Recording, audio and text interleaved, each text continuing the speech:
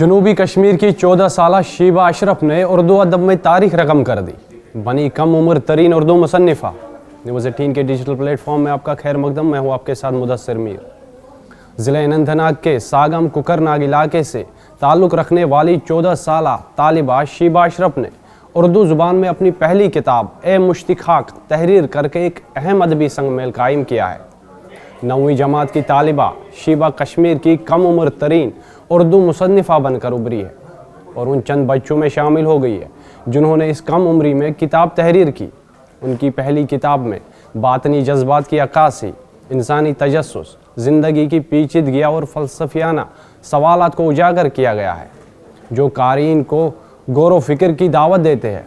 اے مشتِ خاک کی اشاعت کے بعد شیبہ کو اپنی سنجیدہ اور بالغ اظہاری خیال کی وجہ سے ادبی حلقوں میں خاص پذیرائی حاصل ہو رہی ہے اور وہ کشمیر کی کم عمر ترین اردو مصنفہ کے طور پر جانی جا رہی ہے۔ شیبہ کا کہنا ہے کہ لکھنا اپنے آپ کو بیان کرنے اور تصور کو آزاد کرنے کا ایک خوبصورت ذریعہ ہے۔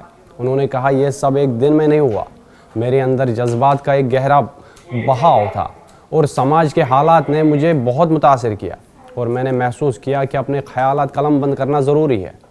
انہوں نے مزید بتایا کہ ابتدا میں انہوں نے اپنے احساسات اور خیالات کو گہرے اور فلسفیانہ انداز میں بیان کرنے کے لیے لکھنا شروع کیا، جو رفتہ رفتہ ان کی عادت بن گئی اور یہی سفر انہیں ایک مصنفہ بنا گیا۔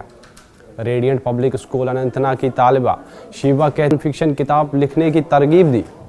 تعلیمی مصروفیات کے باوجود شیبہ کو جب بھی موقع ملتا ہے لکھنے کے لیے وقت نکال لیتی ہے۔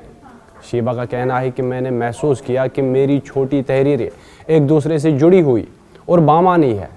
انہی جذبات اور خیالات کو یکجا کر کے مجھے کتاب لکھنے کا حوصلہ ملا۔ کتاب اے مشتِ خاک انسانیت کی گہری روح کی عکاسی کرتی ہے، جس میں انسان کی کمزوری اور طاقت، خوشی اور غم کے دائمی سفر کو بیان کیا گیا ہے تاکہ پڑھنے والا خود کو اس کے صفات میں محسوس کر سکے۔ شیبہ نے واضح کیا کہ تعلیم ہمیشہ ان کی پہلی ترجیح رہی ہے۔ انہوں نے اپنی کامیابی کا سہرا والدین کو دیتے ہوئے کہا، میرے والدین نے کبھی میرے شوق کو تعلیم میں رکاوٹ نہیں سمجھا۔ ان کی حوصلہ افزائی اور جذباتی تعاون نے مجھے اپنی کتاب شائع کرنے کا حوصلہ دیا۔ شیبہ اشرف کی کہانی نوجوانوں کے لیے ایک روشن مثال ہے کہ عمر چھوٹی ہو یا بڑی، اگر جذبہ، محنت اور تخلیقی لگن ہو تو کوئی بھی خواب حقیقت میں بدلا جا سکتا ہے۔ اردو ادب میں ان کی یہ پہلی کتاب نہ صرف نوجوان مصنفین کے لیے تحریک ہے بلکہ کشمیر کے ادبی منظرنامے میں بھی ایک نیا باب کھولتی ہے۔